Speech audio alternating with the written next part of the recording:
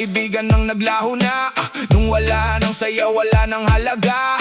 Mga pangakong parang usok lang pala, nawala kasabay ng hangin sa umaga. Ngunit natutunan kong harapin ang sakit, hindi lahat ng laban ay kailangang ipilit. May mga sugat na kusang naghihilom kapag natuto kang patawarin ang kahapon. At sa bawat gabing walang kasagutan, may aral na nakatago sa kadiliman. Hindi man malinaw ang daang tatahakin, patuloy pa rin ang aking paglakad.